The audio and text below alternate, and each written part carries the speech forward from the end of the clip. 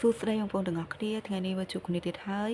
ក្នុងថ្ងៃនេះផងដែរយើងមើលសម្រាប់ថ្ងៃទី25នេះថាតើមនុស្សដែលអ្នកទាំងអស់គ្នានឹកគិតដល់គេមានអារម្មណ៍នឹងការគិតបែបណាជាមួយនឹងបងប្អូនទាំងអស់គ្នានៅក្នុងថ្ងៃទី25ឬក៏នៅក្នុងថ្ងៃគ្រីស្មាស់នេះដូច្នេះហើយយើងមកមើលថាតើ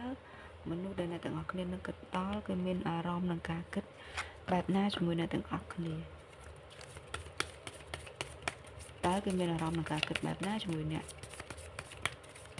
នៅក្នុងថ្ងៃទី25ឬក៏នៅក្នុងថ្ងៃគ្រីស្មាស់នេះ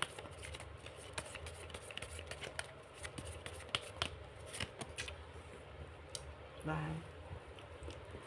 សម្រាប់នៅក្នុងថ្ងៃទី25ឬក៏នៅក្នុងឱកាសបុណ្យគ្រីស្មាស់នេះផងដែរថាតើមនុស្សម្នាក់នឹងគេមានអារម្មណ៍បែបណាជាមួយអ្នកនៅក្នុងនេះគឺអានថាគេចង់ដឹងថាតើអ្នកទាំងអស់គ្នានឹងស្រឡាញ់គេដូចដែលគេស្រឡាញ់អ្នកទាំងអស់គ្នាដែរឬក៏អត់នៅក្នុងនេះគឺគេស្រឡាញ់អ្នកហើយប៉ុន្តែគេអត់ដឹងចិត្តអ្នកទាំងអស់គ្នានៅក្នុងពេលឥឡូវហ្នឹងទេអត់ដឹងថាអ្នកទាំងអស់គ្នាស្រឡាញ់គេកម្រិតណាឬក៏ស្រឡាញ់គេឬក៏អត់តែម្ដងទេដូច្នេះហើយគេចង់ដឹងពីអ្នកទាំងអស់គ្នាថាតើអ្នកទាំងអស់គ្នាហ្នឹងស្រឡាញ់គេដូចដែលគេស្រឡាញ់អ្នកទាំងអស់គ្នាដែរឬក៏អត់ឬក៏មានន័យថានៅក្នុងពេលនេះគឺគេស្រឡាញ់អ្នកចុះអ្នកទាំងអស់គ្នាស្រឡាញ់គេអត់ដូច្នេះហើយអានថាវាជាសារល្អមួយសម្រាប់បងប្អូនទាំងអស់គ្នាដែរនៅក្នុងថ្ងៃទី25ឬក៏នៅក្នុងឱកាសបុណ្យគ្រីស្មាស់នេះព្រោះអីចម្លើយស្ថិតនៅលើអ្នក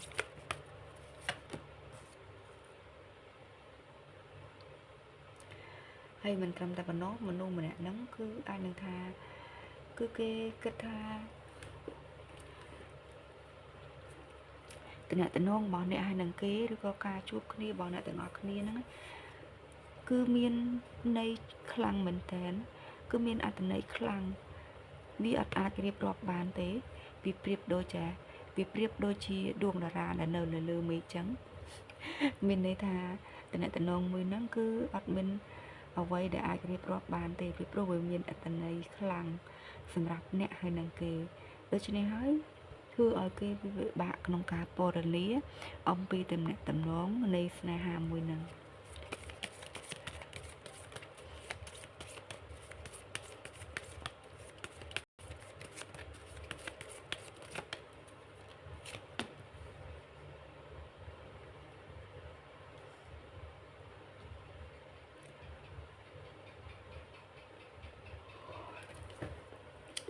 ហើយក្នុងនោះផងដែរមនុស្សម្នាក់ហ្នឹងគឺគេ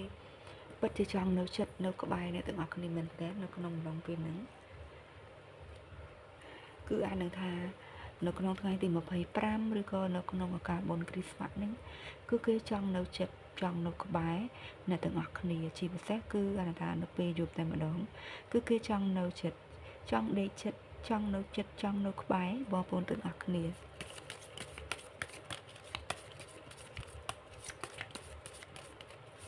អានថានៅក្នុងពេលនេះអ្នកហើយនឹងគេមានការឆ្ងាយគ្នាក៏ថាបានដែរទើបមនុស្សម្នាក់ហ្នឹងគេចង់នៅចិត្តនៅក្បែរអ្នកទាំងអស់គ្នាយ៉ាងហ្នឹង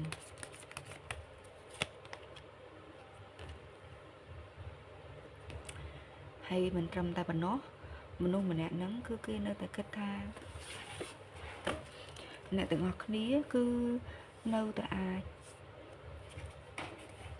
នៅតែคล้ายជារបស់គេជារៀងរហូតទៅអានេះថាអ្នកទាំងអស់គ្នានៅតែជាក្តីស្រឡាញ់របស់គេនៅតែជាមនុស្សសំខាន់របស់គេទោះបីជា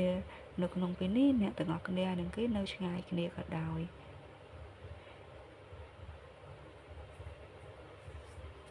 មិនថាមានបញ្ហាឬឧបសគ្គអ្វីទេគឺអ្នកហើយនឹងគេនឹងនៅជាមួយគ្នាជារៀងរហូតទៅ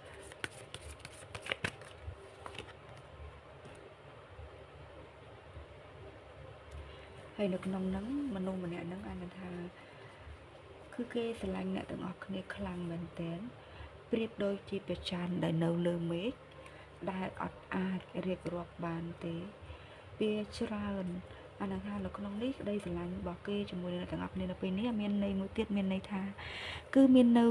វានៅឆ្ងាយគ្នាខ្លាំងមែនទែនវាអត់នៅចិត្តអានឹងថាអ្នកទាំងអស់គ្នាហើយនឹងគេគឺបាននៅឆ្ងាយគ្នាហើយដូច្នេះហើយមនុស្សម្នាក់ហ្នឹងគេថាគេស្រឡាញ់អ្នកប៉ុន្តែវាប្រៀបដូចជា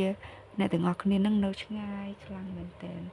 ពេលវេលានេះគឺជាពេលវេលាមួយដែលអត់នៅចិត្តអត់នៅក្បែរគ្នាទេ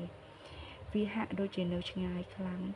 មែនតើសម្រាប់អ្នកហើយនឹងគេនៅក្នុងពេលហ្នឹង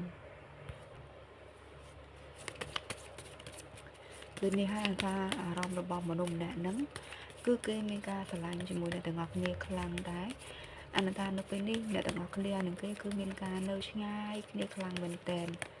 សម្រាប់តំណងមួយហ្នឹងគឺឆ្ងាយគ្នាមែនតើតែម្ដង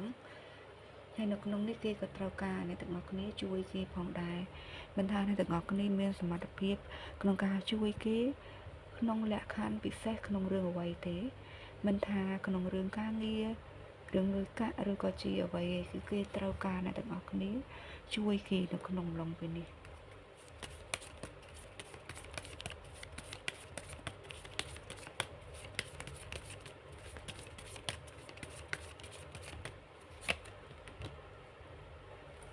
ហើយនៅក្នុងនឹងផងដែរអានថា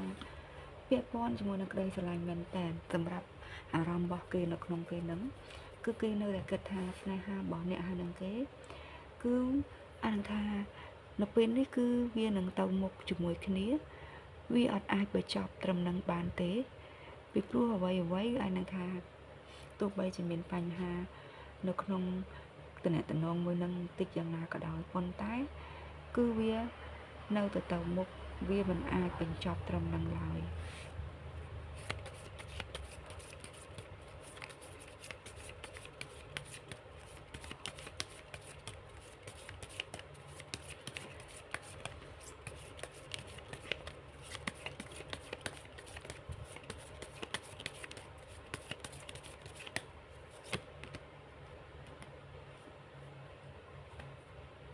ហើយនៅក្នុងនឹងដែរមនុស្សម្នាក់ហ្នឹងគេឆ្ងល់មែនតើឆ្ងល់ជាមួយនឹងតំណងមួយនឹងរវាងអ្នកហើយនឹងគេហេតុអីហេតុអ្វីបានជាអ្នកហើយនឹងគេបែកគ្នាពីព្រោះមានរឿងខ្លះវាអត់ស័ក្តិសមរឿងខ្លះវាអត់អាចទទួលយកបានមានន័យថានៅក្នុងនេះគេក៏មិននឹកស្មានដល់ដែរថាអ្នកហើយនឹងគេនៅពេលនេះគឺបានបែកគ្នាពីព្រោះអារម្មណ៍របស់គេជាមួយអ្នកទាំងអស់គ្នាគឺនៅមានក្តីស្រឡាញ់គេនៅតែចាត់ទុកអ្នកទាំងអស់គ្នាជាមនុស្សដែលគេស្រឡាញ់ដដែលគ្រាន់តែថាការបែកគ្នានេះវាធ្វើឲ្យគេអត់ទទួលយកបានវាមិនស័ក្តិសមហេតុអ្វីបានជាអ្នកហើយនឹងគេបែកគ្នាគេនៅតែឆ្ងល់សំណួរមួយហ្នឹងគឺគេនៅតែចង់សួរដល់បងប្អូនទាំងអស់គ្នាដូចគ្នាដោយសារតែនៅក្នុងនេះអារម្មណ៍របស់មនុស្សដែលអ្នកទាំងអស់គ្នានឹកគិតដល់គឺគេស្រឡាញ់អ្នកទាំងអស់គ្នាប៉ុន្តែគ្រាន់តែគេអត់ដឹងច្បាស់ថាអ្នកទាំងអស់គ្នានឹងស្រឡាញ់គេដូចតែគេស្រឡាញ់អ្នកទាំងអស់គ្នានឹងដែរឬក៏អត់ទេហើយអ្វីដែលជាពិសេសទៀតនោះគេចាត់ទុកស្នេហាមួយនឹងវាប្រៀបដូចជាផ្កាយនៅលើមេឃដែលមានអត្ថន័យខ្លាំងវាអត់អាចរៀបរាប់បានអត់អាចពណ៌នាបានពីទំហំក្តីស្រឡាញ់រវាងអ្នកហើយនឹងគេនឹងបានទេដូច្នេះហើយធ្វើឲ្យគេមានការនឹកគិតដល់បងប្អូនទាំងអស់គ្នាខ្លាំងមែនទែននៅក្នុងពេលលាឥឡូវហ្នឹងគឺគេចង់នៅចិត្តចង់នៅក្បែរអ្នកទាំងអស់គ្នាមែនទែនអានថានៅក្នុងថ្ងៃគ្រិស្មាសឬក៏នៅក្នុងថ្ងៃទី25នេះមនុស្សម្នាក់ហ្នឹងគឺគេចង់នៅចិត្តចង់នៅក្បែរបងប្អូនទាំងអស់គ្នាខ្លាំងមែនទែនអានថានៅក្នុងនេះគឺគេនៅតែមានសង្ឃឹមថាស្នេហាមួយហ្នឹងគឺនឹងអាចបាននៅជាមួយគ្នាវាអត់អាចបញ្ចប់ត្រឹមហ្នឹងទេគឺវានឹងមានអ្វីតែបន្តដំណើរតទៅមុខទៀតហើយមិនត្រឹមតែប៉ុណ្ណេះទោះបីជានៅក្នុងពេលនេះស្នេហារបស់អ្នកហើយនឹងគេមានការនៅឆ្ងាយគ្នាខ្លាំងយ៉ាងណាក៏ដោយពេលវេលានេះគឺអញថានៅឆ្ងាយគ្នាខ្លាំងមែនទែនសម្រាប់អ្នកហើយនឹងគេនឹងប៉ុន្តែគេនៅតែត្រូវការអ្នកដើម្បីចូលក្នុងជីវិតគេដើម្បីជួយគេនៅក្នុងរឿងអ្វីមួយដោយសារតែគេចាត់ទុកអ្នកទាំងអស់គ្នាជាមនុស្សដែលសំខាន់ដែរសម្រាប់ខ្លួនគេបើអ្នកទាំងអស់គ្នាមិនសំខាន់គឺគេ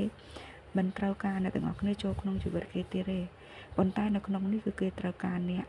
ដូច្នេះហើយអានថាអ្នកទាំងអស់គ្នាគឺជាមនុស្សដែលពិសេសសម្រាប់ខ្លួនគេដែលអាចជួយគេបានដូច្នេះហើយនៅក្នុងនេះគឺគេគ្រាន់តែមិនយល់ ជាមួយនឹងរឿងមួយចំនួនដែលបានកើតឡើងរវាងអ្នកហើយនឹងគេតែប៉ុណ្ណោះវាអត់ស័ក្តិសមថាអ្នកហើយនឹងគេត្រូវបែកគ្នាពីព្រោះអារម្មណ៍របស់គេគឺនៅមានក្តីស្រឡាញ់ជាមួយនឹងអ្នកទាំងអស់គ្នាប៉ុន្តែអ្នកទាំងអស់គ្នាអត់ដឹងស្រឡាញ់គេឬក៏អត់ទេដូច្នេះហើយគឺគេនៅជាប់សំណួរនៅក្នុងចិត្តដែលគេចង់សួរអ្នកទាំងអស់គ្នាដែរថាតើហេតុអ្វីបានជាអ្នកទាំងពីរបែកគ្នាដូច្នេះហើយនេះគឺជាអ្វីដែលគេចង់ប្រាប់ដល់បងប្អូនទាំងអស់គ្នាដែរនៅក្នុងថ្ងៃគ្រីស្មាស់នេះឬក៏នៅក្នុងថ្ងៃទី25នេះសម្រាប់មនុស្សដែលអ្នកទាំងអស់គ្នានឹកគិតដល់គឺគេចង់ប្រាប់ដល់អ្នកទាំងអស់គ្នាអ្វីដែលជាពិសេសនោះគឺចង់ប្រាប់ថាតើអ្នកទាំងអស់គ្នានឹងស្រឡាញ់គេដូចដែលគេស្រឡាញ់អ្នកទាំងអស់គ្នាដែរឬទេដូច្នេះហើយសង្ឃឹមថាអ្នកទាំងអស់គ្នានឹងយល់ពីមនុស្សដែលអ្នកទាំងអស់គ្នាចង់ដឹងឬក៏នឹងយល់ពីអត្ថន័យនៃវីដេអូមួយនេះ